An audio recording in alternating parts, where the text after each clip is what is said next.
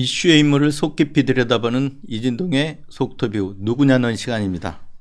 오늘은 언뜻 보면 전혀 정치할 것 같지 않은데 정치의 길로 들어선 분입니다. 조국 혁신당의 7호 영입 인재로 영입된 분인데 윤석열 대통령의 검찰총장 시절 감찰 업무를 했던 분입니다. 박은정 검사님 모셨습니다. 안녕하세요. 안녕하세요. 네.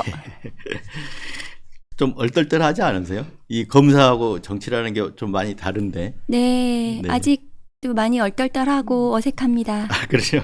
엊그제 보니까 그 고발장 들고 공수처 앞에 가서 카메라 앞에 서셨더라고요. 네, 과거에는 그런 거 전혀 생각해 보지도 못한 일 아닌가요? 예, 맞습니다. 국민들이 제일 궁금해할 것 같아요. 검사하시다가 갑자기 정치의 길로 나섰는데 그 이유 궁금해할 것 같거든요. 네, 우선 제가 그 해임 처분을 당하고 이제 해임 소송을 해야 되겠다 이제 마음 먹고 있었는데 조국 혁신당의 대표께서 몇 차례 이제 전화를 주셔서 해임 소송만 하고 있을 거냐고 이렇게 설득을 하셔서 그 말씀에 좀 마음이 움직였던 것 같습니다. 네. 그러니까 이제 해임 지금 결정이 난 건 얼마 안 됐었죠. 네. 그 이제 해임 처분이라는 게 결국은 뭐랄까요? 그러니까 윤석열 대통령 감찰 업무를 한 데서 그 해임까지 이르게 된 거죠. 네, 그 보복성 징계였다고 징계죠. 저는 생각합니다. 네. 네. 어느 부분이 보복성이라고 생각하세요? 우선 제가 수행한 그 감찰, 윤석열 전 검찰총장에 대한 감찰은 네. 적법했다고 1심 법원과 2심 법원에서도 모두 판단을 받았고, 네. 그리고 그 지금 해임 사유가 된 그 비위 사실들이 한 차례 수사기관에서 그 혐의 없음이 명백하다는 이유로 각하 처분이 되거나 아니면 윤석열 전 검찰총장 징계 1심 판결에서 문제가 없다고 판단을 받았던 부분인데 대상자 윤석열 전 총장이 대통령이 되면서 재수사가 시작이 되었고 저희 친정집도 압수수색하면서 무리하게 네. 수사가 진행되었던 사안이거든요. 네. 그렇다면 저는 그 당시에 항소심 재판이 진행 중이었고 네. 그럼 저에 대한 수사는 항소심에 좀 영향을 미치기 위한 좀 무리한 수사였다. 네. 이렇게 생각이 들고 그리고 그 후에 이제 저에 대한 무리한 징계까지 보복성으로 이어졌다 이렇게 생각합니다. 네. 해임 취소 소송 네. 법적으로 다투기도 지금 진행이 되고 있는 건가요?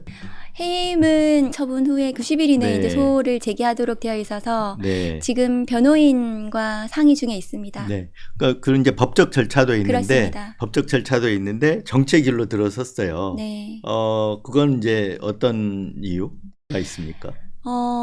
우선은 이제 조국 혁신당이 네. 1호 강령이 검찰개혁이었고 네. 제가 검사 생활하면서 가졌던 검찰개혁에 관한 여러 가지 실천 방안들을 조국 혁신당을 통해서 좀 실행을 해볼 수 있겠다라는 판단이 들어서 정치의 길에 들어서게 됐습니다. 네. 그러니까 결국은 검찰 개혁의 어떤 뜻을 갖고 지금 정치를 통해서 검찰 개혁하겠다 이런 생각이신 거죠? 네, 그렇습니다. 그 민주당도 있잖아요. 더 큰 정당인데. 네. 근데 하필 또 조국 혁신당으로 아까 말했던 검찰 개혁을 전면에 내세워서 네. 그런 건가요? 그런 부분, 그 다음에 조국 혁신당이 검찰 독재 정권 조기 종식을 네. 기치로 내걸고 제 맨 앞장서서 그 쇄빙선이 되겠다 이렇게 말씀하시는 거를 봤어요. 네. 그래서 저도 앞장서서 좀 일을 해볼 수 있지 않을까, 네. 역할을 할 수 있지 않을까 이렇게 판단했습니다. 그 조국 대표 개인적으로는 이렇게 가깝거나 그러지는 않으세요? 아니요, 저는 전혀 네. 인연이 없고 어떻게 권유를 받으셨어요? 대표께서 직접 전화를 네. 주셨습니다. 그래서 그럼 어떤 역할을 해달라 이런 말씀이 있었을 것 같은데요. 저는 뭐 특별한 당부라기보다는 네. 그 검찰 개혁에 관해서 제가 형사부 검사로서 한 24년 동안 검찰을 내부에서 바라봤던 내부자의 시선으로 어떤 부분 어떻게 고쳐야 되고 개혁해야 되는지 네. 그런 부분에 대해서 좀 개혁안을 네. 실행을 해달라 네. 뭐 이런 취지로 영입하신 것 같습니다. 네. 뭐 보관은 갖고 가신 건 아니죠. 이제 만들어야 되는 거죠. 저는 개혁에 관한 굉장히 여러 가지 안들이 준비되어 있고, 네. 만일에 제가 네. 국회에 들어갈 수 있게 된다면 네. 그 개혁 방안들을 하나하나 실천할 계획입니다. 네. 영입 인재 그 발표할 때 검찰 자체를 대통령의 위성정당으로 전락했다 이렇게 얘기를 하셨던 것 같아요. 그건 어떤 의미인가요? 뭘 염두에 두고 하신 얘기인가요? 지금 검찰은 그 최소한의 기계적 중립, 정치적 중립을 네. 포기한 네. 정적 수사에 올인하고 대통령 배우자에 대해서는 공범들 재판이 모두 지금 끝나가고 있는데도 불구하고 네. 소환조차도 하지 않고 네. 그다음에 이종섭 전 장관에 대해서도 중대한 범죄 혐의자인데도 불구하고 네. 법무부에서 출국 금지를 해제시켜서 해외로 도피시키는 이런 형태들을 볼 때 네. 이것은 대통령실의 위성정당이 아닌가, 최소한의 네. 염치도 없고 네. 자정 능력도 상실한 네. 집단이 아닌가, 네. 그렇게 저는 생각했습니다. 네. 좀 점잖은 표현 같아요. 저는 가끔 심부름센터 이런 아, 표현도 네. 쓰는데. 네. 알겠습니다. 근데 이제 그 아까 보복징계, 해임이 보복징계라고 말씀하셨는데 그동안 이제 쭉 검찰에 몸을 담고 있었잖아요. 검찰 조직에서. 네. 그러면 전혀 그러니까 그 징계 자체가 정당하고 명분이 있다고 생각하지 않은 상황에서 해임이라는 결정이 났기 때문에 어떤 조직에 대한 어떤 배신감, 뭐 서운함, 뭐 이런 생각도 좀 있었을 것 같은데요. 아니요, 배신감은 네. 없었고 당연히 보복징계를 예상했기 때문에, 그리고 매우 중징계가 이루어질 것이다 네.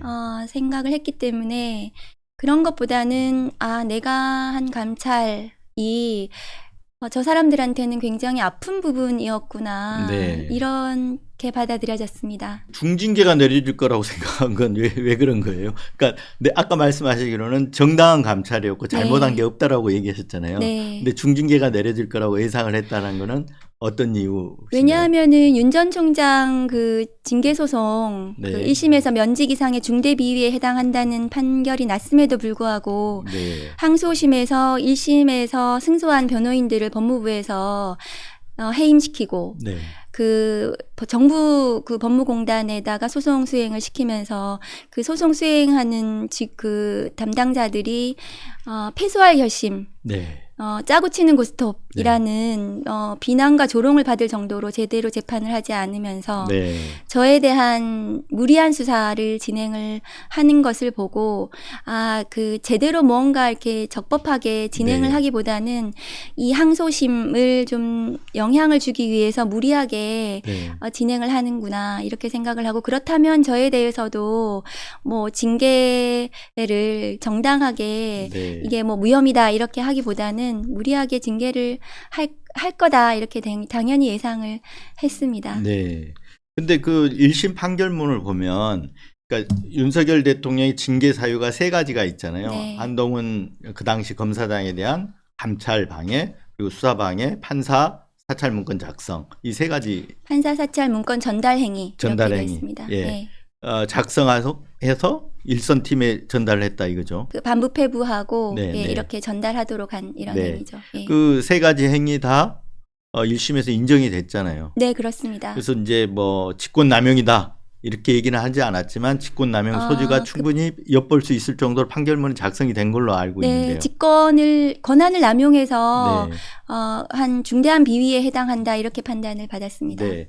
1심에서 이렇게 다 인정이 됐는데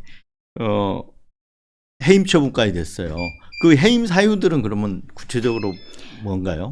제가 이제 한동훈 전 검사장 감찰을 위해서 수집한 수사 네. 자료를 윤석열 전 검찰총장 징계에 사용하고 감찰에 사용을 하고 감찰위원회에 네. 공개를 했고, 판사 사찰 문건 전달 행위가 죄가 되지 않는다는 파견 검사의 검토 보고서를 네.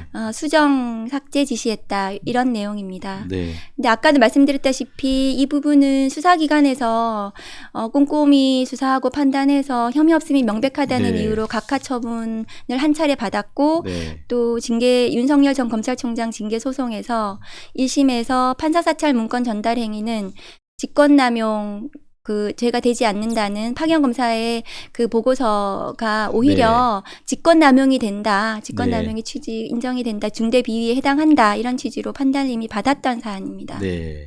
2심에서는 근데 소기의 목적을 달성한 거잖아요. 아까 짜고 치는 고스톱 재판을 네. 해서 지금 목적이 달성이 된 거죠. 결과가 징계 처분 취소하라 이런 판결이 나온 거잖아요. 네. 네. 그런데도 목적이 달성이 됐는데도 그 이후에 지금 보복 징계를 하고 있는 거예요. 네. 왜 이렇게 집요하게 할까요? 제가 생각하기에는 검찰 조직에 주는 메시지라고 생각합니다. 아, 반대 목소리를 내면 네. 박은정처럼 해임 당하고 네. 보복을 당한다. 네. 그러니 반대 목소리 내지 마라. 조용히 있어라. 조용히 있으라. 네. 이렇게 메시지라고 생각합니다. 뭐 뒷부분에서 좀 물어볼 부분인데 그게 통할까요? 지금 검찰이 그 윤석열 사단이 주요 요직을 차지하고 있고 의사결정을 하는 주요 포스트에 모두 네. 장악을 하고 있고 네. 나머지 이제 다른 검사들이 윤석열 사단을 지향을 하고 있는 조직 문화 네. 속에서는 다른 목소리를 낼 수가 없죠. 윤석열 검찰총장이 그 임기를 다 마치지 않고 대선판에 뛰어들어서 네. 검찰의 정치적 중립성을 심각하게 훼손하는 행위를 했는데도 불구하고 비판을 하지 않았고 네. 손준성 검사 같은 경우에도 네.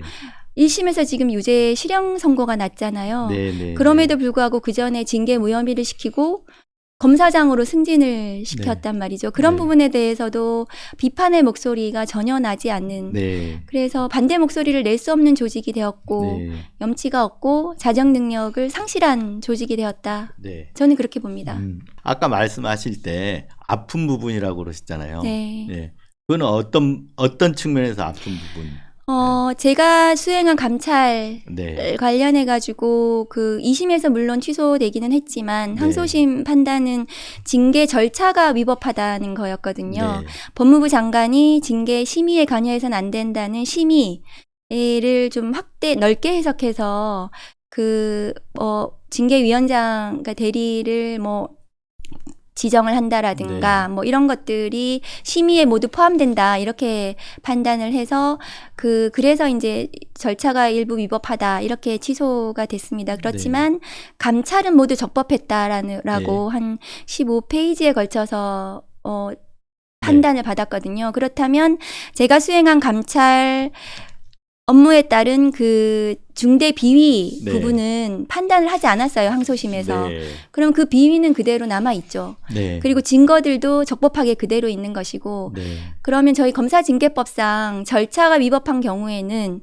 법무부 장관은 3개월 내에 재징계 청구를 하도록 되어 있어요. 네. 그러니까 이 비위에 대해서 네. 다시 판단을 해야 되는 거죠. 네. 징계위를 다시 소집을 해서.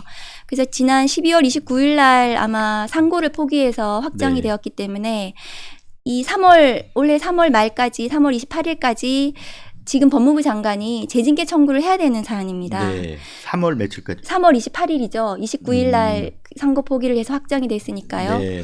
그러면 그 비위가 그대로 남아있기 때문에 그 비위에 따른 형사적인 법적인 판단은 다시 받아야 되는 거죠. 행정적인 징계에 대한 판단도 다시 해야 되는 거고 그 부분에 대해서 직권남용이 되는지 여부에 대해서 다시 판단을 언제든지 할 수 있는 사안이죠. 상고를 안 해서 판결이 확정이 됐습니다. 됐잖아요. 그런데도 불구하고 재징계 청구를 해야 되는 건가요? 하여야 한다 이렇게 되어 있습니다. 하여야 한다. 하여야 한다 되어 그러니까 있습니다. 이게 판결이 확정이 됐음에도 불구하고 그러니까 절차가 위법했기 때문에 그러면 이 비위는 그럼 이 비위에 대해서 다시 판단을 해야 되는 거죠. 그럼 만약에 그 상고 포기한 것도 법무부 장관의 직무유기라고 볼 수 있는 거잖아요. 그러니까 상고 포기 과정이 어떻게 되었는지도 다시 들여다봐야 되고요. 네. 왜냐하면 1심에서 너무나 중대하다 이렇게 판단을 받았고 다만 항소심에서는 절차 위법으로 판단을 받았지만 이 절차 위법이 당시 집행정지와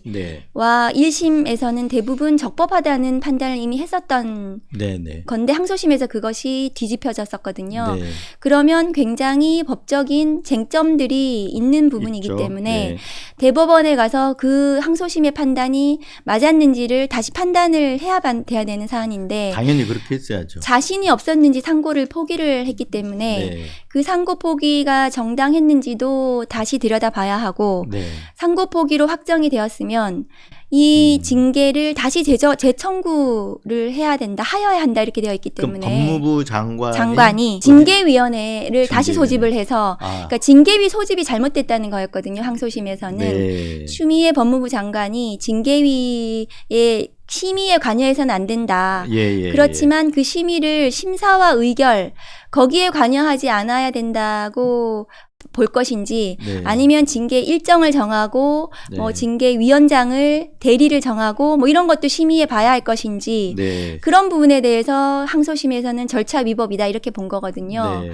그렇다면 그리고 그러면은 그 절차가 그럼 위법됐으면 다시 적법하게 절차를 소집해서 네. 징계위원회에서 다시 판단을 해야 하는 것이죠. 네. 그 날짜가 3월 28일까지라고 그러면 저는 알고 한 예, 2주 있습니다. 정도 남았네. 지금 그렇죠. 한번 네. 지켜봐야 되겠죠. 재징계 청구를 하는지. 만약에 지금 이제 새로 법무부 장관이 지금 네. 임명이 돼서 지금 그 업무를 하고 계시다는 박성재 장관, 이분이 재징계 청구를 안 했다 그러면 이것도 현 법무부 장관의 직무유기가 되나요? 그러면? 직무유기가 문제가 될 수 있다고 저는 생각합니다. 네. 그러면 이제 지난번에 저 김영현 법제처장 나오셨을 때 이게 판결이 확정됐기 때문에 더 할 방법이 없냐라고 제가 네. 여쭤봤더니 더 방법은 없다라고 말씀하셨는데 지금 이제 검사님 말씀대로 하면 재징계 청구를 해서 또 달라질 수도 있겠네요. 재징계 청구를 하고 징계위원회에서 그 비위가 네. 중대 비위인지 네. 판단을 해야 되겠죠. 그러면 다시 또 징계 결정이 나올 수가 있는 네, 건가요? 그렇습니다. 그럼 또 소송 또 갈 수도 있고. 그다음에. 대상자가 그렇게 소송을 또 할 수도 있겠죠. 그래서 이제 그 부분 말고 저희가 이제 오늘 이렇게 뒤에 여기 보시면 윤 대통령 퇴임 후 족쇄를 채우다 이렇게 해놓은 건 1심에서 아까 2심에서는 절차 위법으로 해서 징계 처분 취소 판단이 내려졌는데 1심 내용대로 내용만 보면 여전히 직권남용 소지라든가 개인정보보호법 위반이라든가 이런 그대로 법적으로 다 남아 있잖아요. 그러면 퇴임 후에 이게 문제가 될 소지가 농후한 거잖아요. 저는 법적 판단을 해야 된다고 생각합니다. 네. 그래서 이제 그 우리 검사님이 결국은 감찰 업무를 한 거지만 결국은 퇴임 후에 족쇄가 됐다 이런 취지에서 이렇게. 네. 예. 네. 그 이제 아까 그 얘기를 하시면서 2심 소송에 대해서 패소할 결심 그리고 뭐 짜고 치는 고스톱 얘기를 하셨어요. 그때 이제 기사도 저희들도 그런 취지로 이제 기사도 내고 그랬었는데 그 당시에 검사님이 제발 나를 증인으로 세워달라 이런 얘기도 언론에 언급을 하셨어요. 네, 제가 공개적으로 했습니다. 네. 그때 법정에서 무슨 얘기를 하고 싶으셨던 거예요? 감찰 관련해서 네. 그 원고 측에서 주장하는 많은 것들이 네. 저는 뭐 부당하다고 생각을 하고 제가 감찰 담당관으로서 직접 네. 업무를 수행했기 때문에 제가 제일 잘 알잖아요. 네. 그래서 그런 부분을 제가 제대로 반박할 수 있겠다. 네. 왜냐하면은 당시에 법무부 소송 대리인들은 증인 신청을 전혀 하지 않았어요. 네. 그리고 재판부가 질책을 할 정도로 네. 제대로 그 재판 수행이 안 됐습니다. 네. 서류도 제때 내지 않았다고 제가 언론 기사에서 봤거든요. 네.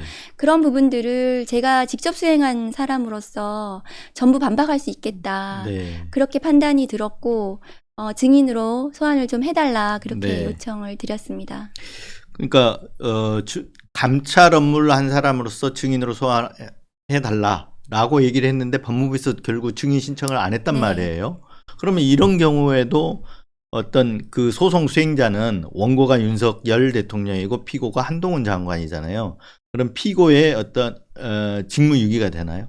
글쎄 그런 부분들은 뭐 소송 수행을 어떻게 할 것인지는 재량이 좀 많아가지고 네. 한번 봐야 될 것 같습니다. 근데 보통 상식적으로 생각하면 증인으로 소환해달라고 한 사람, 업무를 했던 사람인데 네. 소환하는 게 맞죠. 그렇죠. 채택해 주는 그 게 소송을 맞죠. 제대로 수행을 하려면 네. 당연히 소환 신청을 해야 되는 게 맞다고 생각합니다. 네. 근데 사실은 이 소송 자체는 제일 잘 아실 거예요. 네. 감찰 업무 하셨으니까 한동훈 검사장에 대한 감찰 방해, 수사 방해잖아요. 네.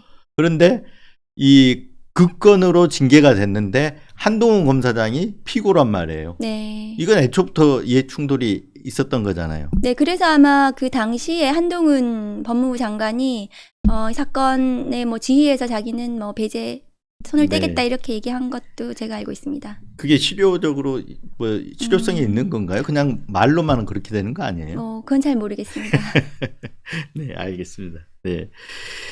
근데 이제 결국은 이렇게 처음부터 정치할 생각은 안 하셨을 것 같아요. 네. 예, 이렇게 이제 쭉 하다가 검찰에서 이런 감찰 업무하고 이렇게 이런 순환을 받다 보니까 검찰을 좀 뭔가를 바꾸고 하려면 정치 길로 가야겠다 이런 생각이 드시지 않았을까 이렇게 이제 추측을 해보는데요.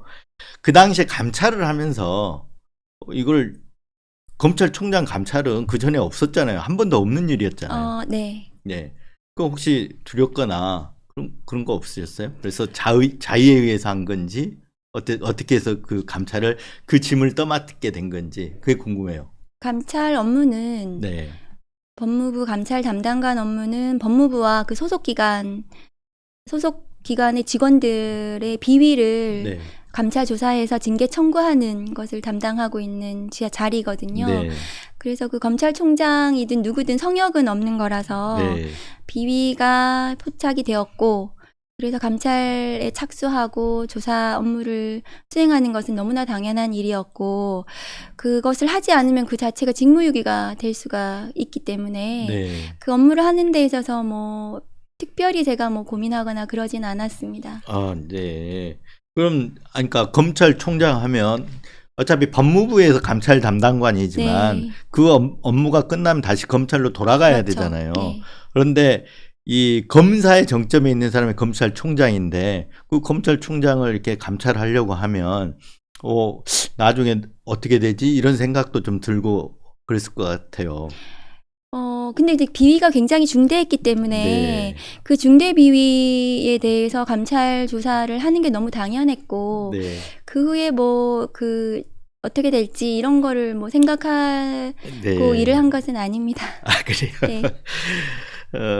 그 당시에 그러면 윤석열 대통령과 근무연도 있었을 것 같아요. 검찰에서. 중앙지검장 할 때 네. 제가 그 중앙지검 여성아동범죄조사부장으로 네. 일했습니다. 그래요? 그러면 그때 이제 부장검사하고 중앙지검장하고 네. 이런 관계면 보고도 여러 번 했을 것 같은데요. 네, 그런 관계입니다. 네, 그러니까요. 그때 느낌 어땠어요? 근데 그 당시에 이제 저는 여성아동범죄조사부는 네. 그 마이너한 부서였기 때문에 네. 굉장히 뭐 그 긴밀하게 이렇게 그 관계는 아니었고 네. 다만 이제 뭐 저희 소속 검사들하고 이제 오찬을 이렇게 할 때 네. 뭐 한 번씩 이렇게 얼굴 보는 그런 관계였습니다. 음. 왜냐하면 워낙에 그 당시에 이제 한동훈 네. 지금 국민의힘 비대위원장이 3차장 검사였고 네. 그 국정농단, 사법농단 수사와 재판이 많았죠. 진행이 되던 때였고 거기가 굉장히 중요한 뭐 그 메인 네. 업무였기 때문에 네. 저희들은 좀 중요한 이렇게 치부되지는 않았죠. 네. 보고 같은 경우 직접 부장들이 중요한 사건들은 직접 직접 보고를 하죠. 드리고 했습니다. 네. 예. 그때 그 느낌은 지금처럼 좀 무도하다 이런 생각은 안 들으셨어요? 근데 이제 특수부 검사들은 네. 그 업무하는 스타일이 굉장히 언론을 잘 활용하고 네. 프레임을 짜고 네. 그리고 수사 상황을 수시로 잘 이렇게 언론에다가 왜곡해서 좀 흘리기도 하고 그래서 피의자를 악마화 시켜가지고 네. 그 동력으로 무자비하게 수사를 하고 그래서 나중에 무죄가 나더라도 아무도 책임을 지지 않고 네. 그리고 오히려 영전하는 네. 뭐 이런 식의 패턴이 많았기 때문에 네. 그 특수부 검사들 어딜 가나 뭐 무슨 네. 어떤 자리에 있거나 다 비슷했습니다. 네. 그때 이미지나 지금 이미지나 거의 별반 차이가 네. 없으신 건가요? 네. 네. 그러면 대통령 대선에 출마했을 때 나름대로 잘할 수 있을까 국민들이 많이들 또 응원하고 나섰잖아요. 그러니까 대통령이 된 거잖아요. 네. 그때는 어떤 생각을? 글쎄 저는 뭐 개인보다도 검찰총장이 바로 임기 마치기도 전에 정치권으로 직행하는 네. 이 일이 검찰 자체를 굉장히 위협하겠다. 네. 검찰권 자체에 네. 대해서 국민들의 신뢰를 굉장히 무너뜨리는 일이다. 이렇게 네. 생각을 했고 그 부분이 많이 걱정이 됐습니다. 네. 근데 지금 그게 사실 현실화된 거 아닌가요? 네. 네. 검찰은 지금 사실 존폐를 걱정해야 될 때 같아요. 문재인 정부에서 검찰 개혁은 어느 정도 실패했다고 봐야죠. 문재인 정부 검찰 개혁의 부산물이 네. 지금 윤석열이라는 존재라고 생각합니다. 부산물이기도 하고 좌초됐다고 봐야 되겠네요. 좌초. 뭐 자초라는 표현을 쓸 수 있을지는 모르겠지만 네. 실패라고 보시는 분들도 있고 네. 그렇지만 또 공수처라든가 네. 뭐 또 일부 수사권을 또 네. 경찰에 이렇게 그 나누고 이랬던 부분들은 좀 그래도 성과가 있지 않았나 이렇게 보는 분들도 있는 것 같습니다. 근데 네. 저는 이 검찰권이라는 것이 너무 비대하고 강력하기 때문에 네. 그 많은 권한을 검찰총장을 정점으로 하는 네. 지금은 저희가 검사 동일체 원칙이 없어졌지만 그럼에도 불구하고 조직 문화가 검찰총장이 그 모든 권한을 가지고 있으면서 네. 수사와 기소, 영장 청구 이런 것들을 혼자서 결정하게 되는 네. 근데 그런 검찰총장이 사적인 목적을 가지고 정치적인 네. 이해를 가지고 그 권한을 행사했을 때 굉장히 위험하다. 네. 그것은 굉장히 위험하고 그것을 가능하게 한 구조였다. 네. 지금까지의 검찰은. 네. 그리고 그 구조 속에 윤석열 네. 검찰총장이 있었다. 그래서 네. 사람과 구조 모두가 문제였다. 이렇게 네. 생각합니다. 네. 그 검찰 제도에서 검찰총장 하면 그 검찰총장의 권한은 원래 모든 검사들한테 위임되어 있는 걸로 보는 거잖아요. 그래서 검찰총장이 다 그 권한을 갖고 있다고 보는 거 아닌가요? 네, 검찰총장이 뭐 거의 다 중요 의사 결정을 하는 거죠. 그렇죠. 예. 네. 검찰총장 한 사람한테 모든 권력이 사실상 맞습니다. 집중돼 있다고 볼 수 네. 있는 거죠. 그래서 아까 그 말씀하신 대로 윤석열 대통령 같은 그런 네. 분이 왔을 때 폐해들이 엄청나게 커질 수 있다. 네, 맞습니다. 네. 그러니까 그런 구조 속에서도 그 다른 사적 목적을 가진 생각이 없는 사람이 검찰총장을 한다면 네. 또 그것은 어느 정도로 견제되고 좀 제한적으로 사용할 수 있겠지만 어떤 다른 사적인 목적을 가지고 검찰 권한을 그 모든 권한을 네. 다 행사를 한다면 네. 그것은 굉장히 위험한 그런 네. 상황이 돼버릴 수 있습니다. 이제 아까 감찰 업무하고 나서 해임 징계까지 받았는데 아까 손준성 검사 얘기를 네. 하셨단 말이에요. 손준성 검사는 1심에 유죄가 나왔음에도 네. 불구하고 감찰에서 무혐의 그리고 영전 승진 이렇게 됐었는데 거기는 왜 이런 특급 대우를 받는 걸까요? 수사정보정책관실의 네. 업무는 검찰총장의 눈과 네. 귀를 담당하고 그 기관의 업무는 검찰총장의 직접 지시 없이는 이루어질 수 없는 네. 조직이거든요. 네. 그 업무가. 그리고 손준성 검사의 그 고발사주 총선 개입 의혹 사건의 1심 판결에서 네. 재판부는 이 고발사주, 그러니까 고발장 작성을 수정관실에서 했다. 네. 이렇게 판단한 것으로 알고 있어요. 네. 그렇다면 손준성 검사에게 이제 물어봐야 되는 거죠. 네. 누구의 지시로 네. 이 고발장을 작성을 했는지. 네. 그렇다면 당연히 그 다음은 윗선에 대한 수사가 네. 진행이 돼야 되는 거잖아요. 네. 그런 부분에 대한 대비가 아니었을까. 네. 저는 그렇게 생각하고 패턴은 똑같죠. 이종섭 전 장관, 국방부 장관에 대해서도 네. 지금 최상병 네. 순직 사건 진상규명 수사와 네. 수사 외압 네. 사건에서 지금 공수처 수사가 진행되고 있는데 그렇다면 그 이종섭 전 장관에 대해서 네. 그 수사 외압을 행사를 누구의 지시를 받고 만일에 그 의혹이 맞다면 네. 했는지에 대해서 윗선에 대한 수사가 진행이 돼야 되잖아요. 그렇죠. 그런데 그 국방부 장관과 그다음에 국방부 차관 등 여러 사람들을 해외에 출국시키거나 아니면은 공천을 주는 방법으로 네. 지금 범인 도피 의혹을 받지 않습니까? 네. 그래서 그런 패턴은 똑같다 저는 그렇게 생각합니다. 네. 손준성 검사 앞서서 김웅 의원도 공수처에서는 기소 의견으로 사건을 보낸 네, 거거든요. 검찰에 보냈습니다. 네. 그런데 불기소 처분을 했어요. 그것도 포렌식 수사관의 면담 보고서를 좀 조작했다. 네. 이런 의혹을 사고 있거든요. 불기소 과정에서.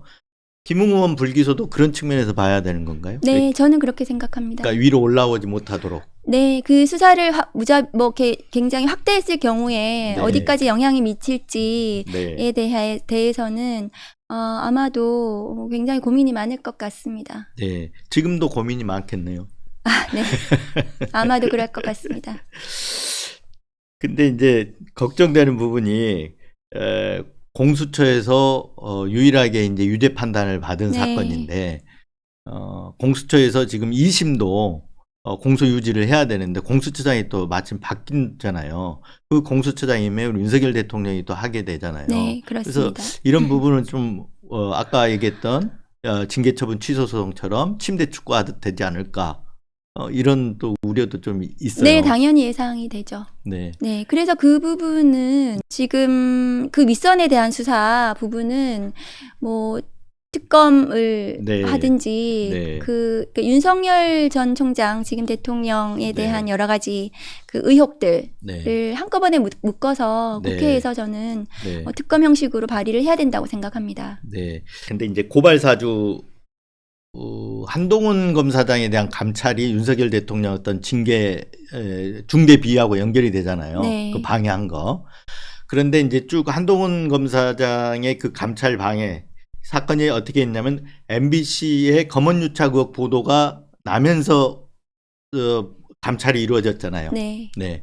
그런데 그 날짜상으로 보면 나중에 그 뒤에 저희 뉴스버스 보도로 밝혀진 거지만 고발 사주가 며칠 뒤에 있었잖아요. 네. 네.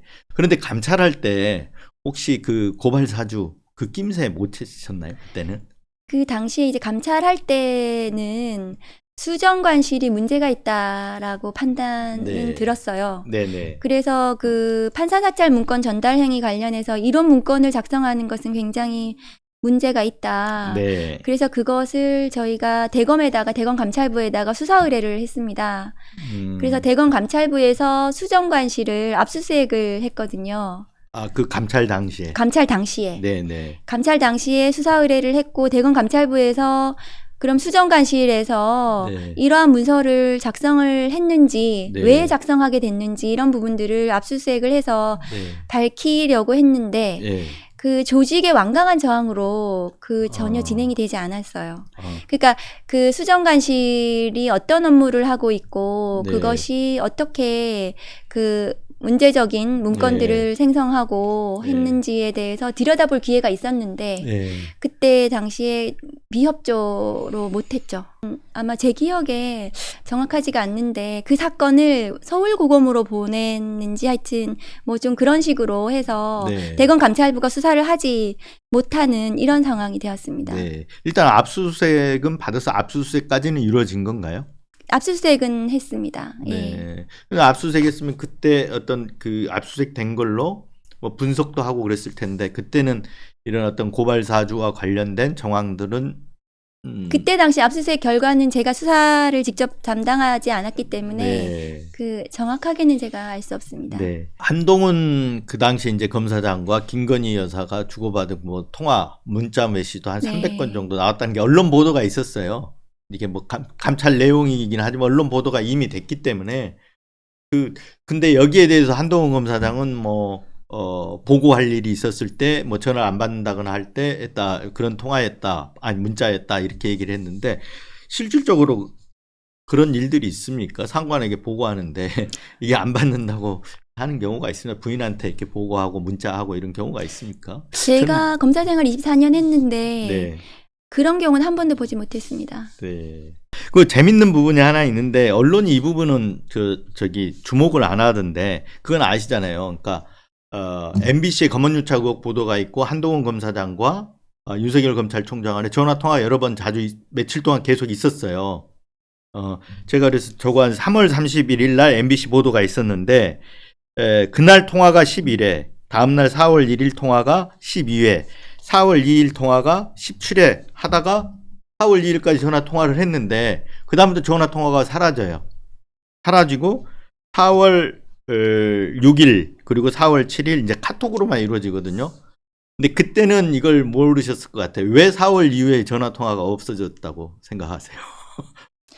저는 이걸 보면서 어떤 생각이 들었냐면 고발 사주에 대해서 위법성을 인식하고 있다라는 생각을 했거든요. 통화와 관련해서는 감찰 네. 과정의 일이라서 네, 알겠습니다. 제가 비공개 의무가 있어서 말씀드리긴 네, 어렵습니다. 알겠습니다. 네. 엊그제죠. 조국 대표가 조국 혁신당이 22대 국회에서 첫 번째 행동으로 한동훈 특검법을 발의하겠다 이런 얘기를 했습니다. 그 한동훈 특검법이 왜 필요하고 어떤 내용을 담으려고 하는 건가요? 한동훈 그 지금 국민의힘 비대위원장에 대해서는 검찰에서 수사가 진행이 되지 않잖아요. 네, 그런데 지금 국민적 의혹들은 있습니다. 네, 예컨대 제가 그 수행한 윤석열 네. 전 검찰총장의 감찰과 관련해서도 네, 채널A 검언유착 사건, 네, 수사방해 감찰방해와 관련해서도 한동훈 전 검사장을 비호하기 위한 그 부분이 그 비위가 징계 청구가 됐던 사안이고, 네, 그리고 고발사주 관련해서도 지금 뭔가 거기에 연루되어 있다는 의혹들이 네. 있습니다. 네, 그렇기 때문에, 그리고 이제 그 딸의 논문 네. 대필 관련해서도 네, 경찰에서 제대로 수사를 하지 않았다라는 네. 국민적 비판들이 있고, 네, 이런 여러 가지 의혹들에 대해서 공평하게, 네. 공정하게 네, 수사가 되어야 된다. 네, 그렇게 생각이 들고, 그렇다면 그거는 특검으로 네. 해야 된다. 네. 그렇게 생각합니다. 원래 윤석열 대통령이 검찰총장 하던 때는 탈권수라고 들어보셨죠. 이 살아있는 권력 수사를 검찰이 해야 검찰이 검찰 개혁이다. 이렇게 개혁이고 독립이다. 뭐 맞습니다. 이렇게 얘기를 했는데 지금 너무 조용해요. 그런 그 모든 국민이 알 정도로 아까 김건희 여사의 주가 조작 연루 의혹이라든가 이런 게 있음에도 불구하고 너무 조용해요. 검찰이. 네. 서두에 좀 말씀을 드렸는데 공수처 앞에서 고발장 들고 카메라 앞에 쓰셨는데 그 사건은 어떤 사건입니까? 누구를 고발하려고 하시는 겁니까? 그 사건은 저희가 대통령, 외무부 장관, 네, 법무부 장관, 법무부 네. 차관을 고발했습니다. 네, 그 최상병 순직 사건 관련해서 수사 외압 네. 사건이 공수처에서 진행 중에 있고, 중요 핵심 피의자인 이종섭 전 장관에 대해서 출국 금지가 되어 네. 있었는데, 대통령과 외무부 장관이 호주 대사로 발령을 내면서 해외로 출국을 시켰죠. 네, 저희가 형법상 벌금 네. 이상의 죄를 범하였다고 하는 사람에 대해서는 그 범인을 도피시키거나 은닉해서는 안 되고, 그 네. 부분에 대해서는 중대범죄로 처벌하도록 네, 되어 있습니다. 네, 법무부 장관과 차관은 이 출국 금지에 대해서 또 해제를 시켜주고 네, 이랬던 사안이죠. 네, 그러면 그 부분에 대해서는 범인 도피로 반드시 법적 판단을 받아야 된다고 생각을 합니다. 네. 그러니까 최상병 사건 수사 외압 게 이제 이 공수처에 입건이 돼 있으니까 이종섭 전 국방부 장관 피의자잖아요. 네. 그러면 이게 국방부 장관이 지금 어디선가 보고를 받고 대통령실 내선 번호에 그 연락을 받고 전화 연락을 받고 지금 변경을 했다는 거잖아요. 그때 그러면 여기에 윗선은 대통령이라고 봐야 되는 건가요? 아니면 대통령실에 대한 수사가 진행이 돼야 되겠죠. 대통령인지 아닌지는 모르고 네. 대통령실에 대한 수사가 있어야 되는데 지금 호주로 감으로 해서 중간에 했던 수사의 연결고리가 끊어졌다. 그게 왜냐하면은 수사라는 게 윤석열 전 총장이 자기가 특수부 검사였기 때문에, 특수부 검사가 아니라 하더라도 검사라면 압수수색을 하고 포렌식을 하고 중요 참고인들을 조사하고 그런 다음에 핵심 피의자를 조사를 하는 것이 그 순서죠. 네. 그런데 이 사건 중요 참고인 박정훈 대령에 대해서는 공수처에서 이틀에 걸쳐서 조사를 받았어요.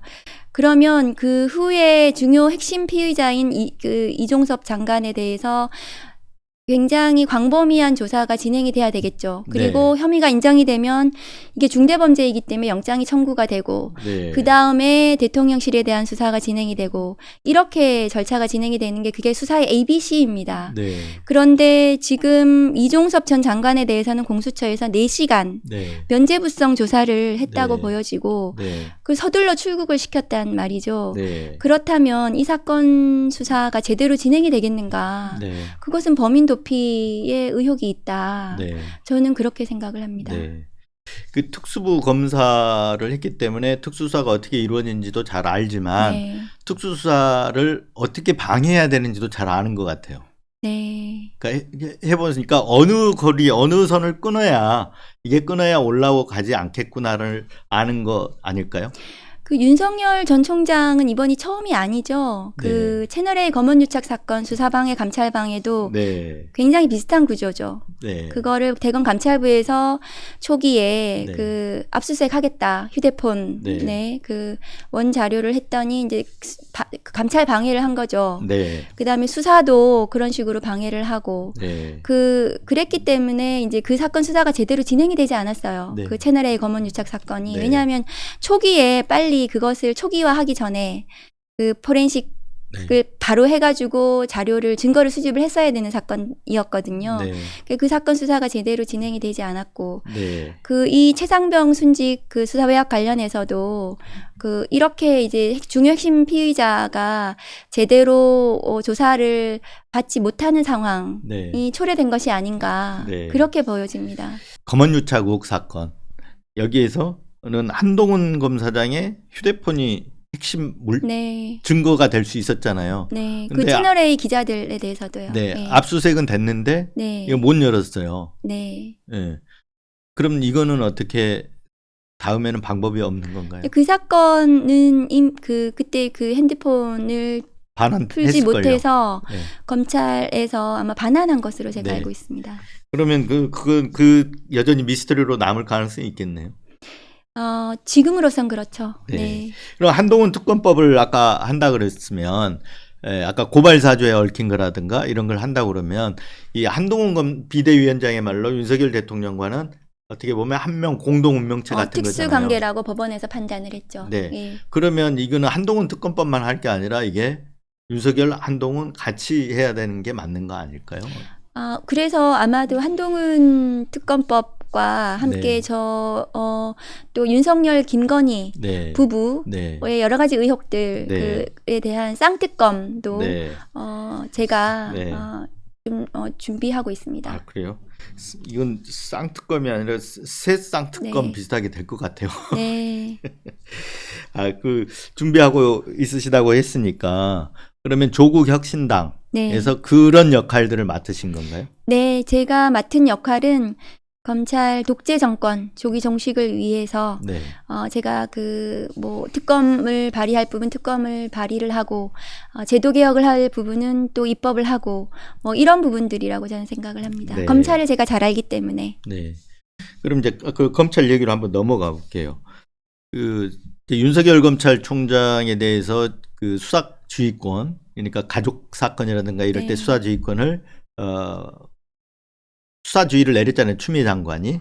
그래서 네. 그 손대지 말라, 간섭하지 못하게 하고 네. 이때는 이 검찰 내부 게시판에 와글와글 했었어요. 네. 네, 그래서 뭐 추윤 갈등이라고 언론에는 보도도 이렇게 되고 그랬었는데 그때는 와글와글 했는데 지금처럼 검찰이 누가 보기에도 이렇게 편파적으로 하고 그 한쪽에 대는 현미경 들이대듯이 하고 한쪽은 그냥 아예 그냥 없는 사건처럼 이렇게 해버리고 그러는데 왜 검찰이 이렇게 됐을까? 망가졌을까요? 점점 심해진 거죠. 점점 이제 네, 망가진 거죠 지금은. 점점 말을 할지 못하는 네, 반대 목소리를 내지 못하는 이런 상황이 되었고 저에 대한 이제 해임 처분을 보고도 그게 강력한 메시지가 됐을 것 같고 네, 그래서 앞으로도 다른 목소리를 기대하기는 어려운 조직이 되었다. 한탄스럽다 네. 생각됩니다.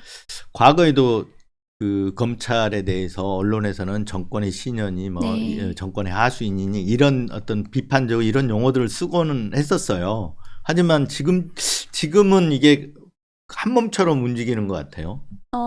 그것이 이제 검사 출신의 대통령이 네, 그 검사들의 인사권을 직접 가지고 있으면서 네, 검사들을 낱낱이 알잖아요. 네. 그래서 직접적으로 네. 아마 영향을 미치고 네, 그래서 용산의 돌격부대의 네. 화가 되었다. 네, 위성정당이 되었다. 이런 비판을 받아도 할 말이 없는 네, 상황이 되었다고 생각합니다. 네. 결국 그럼 어디서부터 잘못됐나 이렇게 보면 아까 얘기하셨던 검찰총장을 하고 곧바로 나와서 대선에 직행하는 네. 여기서부터 잘못됐다고 볼 수 있겠네요. 네, 그렇죠. 그리고 그 전에 이미 검찰권을 네. 그 많은 권한을 한 사람이 가지고 있으면서 네. 그 권한을 공정하지 못하게 행사를 했다는 비판 네. 속에서도 그 굉장히 이제 논란 속에서도 그 검찰권을 무자비하게 행사를 하고 그리고 임기를 채우지 않고 검찰총장이 대선판에 직행을 하는 네. 이런 일련의 과정들이 네. 검찰의 신뢰를 무너뜨리는 뭐 저는 네. 상황이었다 네. 봅니다. 검찰의 어떤 정치적 중립성이라든가 검찰 수사의 공정성을 담보하기 어려운 상황이 된 거죠, 지금. 제가 보기엔 그렇습니다. 그러면 어떻게 해야 됩니까? 그 노무현 대통령께서 네. 검찰의 정치적 중립성과 독립성이 다른 문제다. 네. 이렇게 말씀을 하셨고 검찰을 독립시켜줘도 네. 검찰 자체가 중립성을 지키지 않으면 그것은 뭐 그 검찰권이 공정하게 행사되지 않는다 이렇게 말씀을 하셨거든요. 네. 그래서 검찰 자체가 굉장히 그 오염되어서 네. 그 어떤 특정 정당의 특정 그 정치 세력의 위성 정당처럼 네. 보여지는 한 네. 검찰권이 공정하다. 우리는 공정하기 때문에 믿어달라 이렇게 할 수 없는 상황인 네. 거죠. 아니, 그러면 이제 어떻게 해야 되냐는 권한을 어떻게 나눠야 됩니까? 검찰권이 수사권, 수사지휘권, 기소권, 영장청구권, 수사종결권, 공소취소권 어마어마한 권력. 어마어마한 권한을 네. 검찰이 가지고 있고 네. 검찰총장이 가지고 있죠. 네. 그래서 이 권한들은 분산을 해야 되는 거죠. 네. 수사권과 기소권을 분산하고 수사권 자체도 수사권을 제대로 행사할 수 있는 여러 가지 조직으로 분리를 하고 네. 기소권도 지금 공수처가 있어서 일부 분리되긴 했지만 네. 기소 대배심이라든가 이런 것들을 통해서 네. 견제와 감시를 받고 그 다음에 이 민주적 통제를 받아야 된다 검찰권 행사가. 네. 그러면 검사장 직선제를 좀 고민을 해봐야 되는 시점에 네. 이르렀다. 네. 그렇다면 누군가 한 사람이 이것을 행사하지 않으면 스스로 서로 견제를 받고 네. 감시받고 이렇게 된다면은 불행한 사태는 좀 막을 수 있지 않을까 네. 이렇게 생각합니다. 수사권을 나눈다고 하면 이게 그 수사청을 여러 개를 둘 수 있는 방안. 네, 그런 방안도 있을 수 생각해 볼 수 있습니다. 있겠네요. 네. 외국에 네. 많은 나라가 그렇게 하고 있죠. 네. 네. 문재인 정부에서는 상당히 이게 그 반발도 심하고 아까 좌초 실패 이런 평가도 받고 있는데 이제는 가능할 것 같다고 생각하세요? 왜냐하면은 지금 국민 검찰 독재 정권이라고 네. 부르는 것이 어색하지 않을 정도로 네. 검찰권 행사가 너무 비대하게 그래서 정치가 실종이 되고 민생이 파탄나고 네. 그다음에 형사 사법 시스템 자체가 네. 매우 공정하지 못하다 네. 이렇게 상황이 이르렀잖아요. 네. 그래서 그 국민의 굉장히 많은 그 비율이 네. 검찰권 행사가 자제되어야 되고 네. 검찰 그 독재 정권이 종식돼야 된다 이렇게 지지를 해주고 계시고 네. 그것이 조국 혁신당에 대한 지금 지지로 이어진다고 저는 생각을 합니다. 네. 그래서 이제는 검찰권을 분산을 하자는 네. 이런 검찰 개혁에 대한 의제들이 국민들에게 다가갈 수 있을 것이다 생각합니다. 네. 그 윤석열 대통령이 이제 검찰총장 하다 대통령 권력을 장악함으로써 검찰과 어떤 한란이 생긴 거죠. 중간에 민정수석실도 없고. 네, 그렇죠. 민정수석실을 폐지하고 네. 법무부에서 그 기능을 담당하게 함으로써 네. 네, 그렇게 되어버렸죠. 그 가끔은 그런 얘기도 저는 들었는데 직접 뭐 일선 검찰 간부들한테 전화도 한다고 이렇게 들었는데 그 네. 얘기 혹시 들어보셨어요? 저는 듣지 못했는데 그렇다면 네. 그 굉장히 문제죠. 그런 부분들은. 문제니까 얘기가 돌고 네. 있겠죠. 네. 자, 뭐 끝으로 그러니까 정치인 박은정으로서 소명. 그러니까 아까는 이제 조국 혁신당에서 내가 이런 역할을 하겠다. 검찰 개혁하고 아까 특검법 만들고 이런 역할을 하겠다라고 말씀하셨는데 정치인 이제 박은정으로서 길은 어떤 길을 가려고 하시는 거예요? 제가 24년간 검사 생활을 네. 해와서 검찰 조직에 대해서 누구보다도 잘 알고 있습니다. 지금 검찰은 국민들을 입틀막하고 대통령의 명예를 훼손했다는 이유로 언론사를 검찰이 네. 직접 압수수색을 하고 그 최소한의 기계적 중립이나 정치적 중립성을 스스로 무너뜨리는 이런 상황을 보면 참담하고 부끄럽습니다. 네. 그래서 제가 그런 부분에 그 국민들께 제가 네. 영입식 때 사죄 말씀을 드렸습니다. 네. 검찰 정권을 조기 종식시키고 네. 나라를 정상화하는 것, 네. 대한민국을 검찰공화국에서 민주공화국으로 되돌려 놓는 것, 네. 검찰이 국민의 신뢰를 받고 인권 수호 기관으로 네. 회복하는 것, 네. 이것이 저의 소명이라고 생각을 하고 네. 검찰을 재건축하겠다, 네. 이런 말씀 드리고 싶습니다. 인권 최후의 보루로 만들고 이런 어떤 얘기들은 검찰총장이 해야 되는 거니까요. 그 개별 그 검사들도 그런 소명을 가지고 일을 해야 되는 그렇죠. 거죠. 예. 그렇게 소명을 갖고 일을 해야 되는 네. 거죠. 네. 근데 지금은 뭐 다는 아니겠죠, 검사들이. 이게 정치화돼 있는 어떤 정치 검사라고 우리가 부르는 네. 정치화돼 있는 검사들이 다는 아니겠죠. 다만 그 윤석열 사단 네. 친윤 검사들이 중요한 조직을 장악하고 있고 네. 다른 검사들은 그것을 지향을 하고 있죠. 그 전체 조직 문화가 그렇게 되어버렸다. 네. 그렇게 바라봐집니다, 저는. 그러니까 어떤 제도적인 어떤 개혁을 통해서 그런 문화를 바꿔놔야 된다. 검사 그 자체의 권한을 줄여야 하는 거죠. 줄여야 예. 네, 알겠습니다. 그게 검찰 개혁의 이제 핵심이 되겠네요. 저는 그렇게 생각합니다. 네. 하여튼 뭐 거의 1시간쯤 된 것 같은데 하실 얘기 다 하신 것 같은데 네. 혹시 못 하신 얘기 있으세요? 정치 입문한 지 일주일 되어서 얼떨떨하시죠? 아직까지도 정신이 없고 네. 어색한데 다만 정치에 나서면서 굉장히 많은 고민을 하고 네.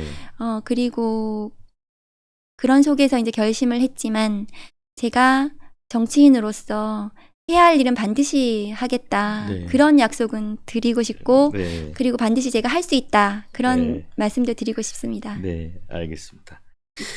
윤석열 대통령 한동훈 위원장 덕분에 이 검찰 개혁의 어떤 당위성이 설득력을 많이 얻은 것 같아요. 네, 맞습니다. 네. 그리고 이제 거기에 대해서 국민들의 지지도 크게 확산된 것 같습니다. 그래서 검찰 개혁 완수할 때까지 하여튼 응원하겠습니다. 네, 감사합니다. 오늘 나와주셔서 고맙습니다. 예. 자주 모시도록 하겠습니다. 네, 불러주세요. 네. 네.